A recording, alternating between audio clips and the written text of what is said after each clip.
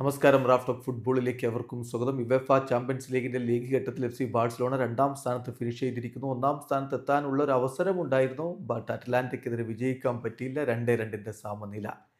Liverpool 7 കളികളിൽ 7 വിജയിച്ച് 21 പോയിന്റുമായിട്ടാണ് എട്ടാം റൗണ്ടിന് ഇറങ്ങിയത്. പക്ഷേ അവർക്ക് തോൽവിയായിരുന്നു ഫലം. PSV ഐന്തോവൻ അവരെ 3-2 പരാജയപ്പെടുത്തുകയായിരുന്നു.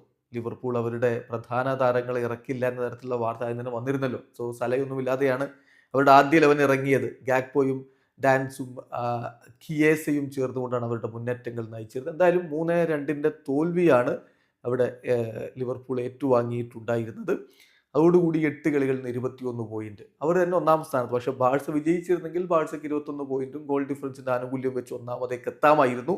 എന്നാൽ അറ്റ്ലാന്റയ്ക്കെതിരെ 2-2 സമനിലയിലാണ് ബാഴ്സ കുരുങ്ങിയത്. ബാഴ്സയ്ക്ക് വേണ്ടി യമാലും അറൗഹോയും ഗോൾ അടിച്ചപ്പോൾ മറുഭാഗത്ത് എഡേഴ്സനും പെസാലിച്ചുമാണ് അറ്റ്ലാന്റയുടെ ഗോളുകൾ കണ്ടെത്തിയത്. ഇരട്ട അസിസ്റ്റുകളുമായിട്ട് റാഫീഞ്ഞ മികച്ച പ്രകടനം ഒരിക്കൽ കൂടി പുറത്തെടുക്കുന്ന കാഴ്ചയാണ് നമ്മൾ ഈ കളിയിൽ കണ്ടത്. ബാഴ്സലോണയുടെ മുന്നേറ്റങ്ങൾ നയിച്ചുകൊണ്ട് Robert Lewandowski, Raphinha, Gavi, Yamal എന്നിവരൊക്കെയായിരുന്നു ആദ്യ ലെവലിൽ ഉണ്ടായിരുന്നെങ്കിൽ മറുഭാഗത്ത് റെറ്റഗയും ഡി കെറ്റ്ലറയും പെസാലിച്ചും ചേർന്നുകൊണ്ടാണ് അറ്റ്ലാന്റയുടെ മുന്നേറ്റങ്ങൾ നയിച്ചത്. കളിയുടെ 47-ാമത്തെ മിനിറ്റിൽ യബാലിലൂടെ ബാഴ്സലോണ ലീഡ് എടുത്തതാണ്. പക്ഷെ 67-ാമത്തെ മിനിറ്റിൽ എഡേഴ്സണിലൂടെ അറ്റ്ലാന്റ തിരിച്ചടിച്ചു.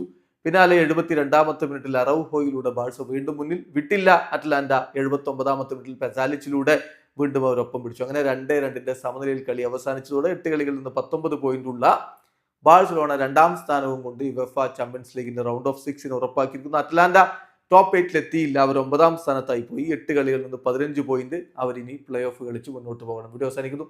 ഫുട്ബോൾ ലോകത്തെ കൂടുതൽ വിശേഷങ്ങളുമായി റാഫ്റ്റ് ഓഫ്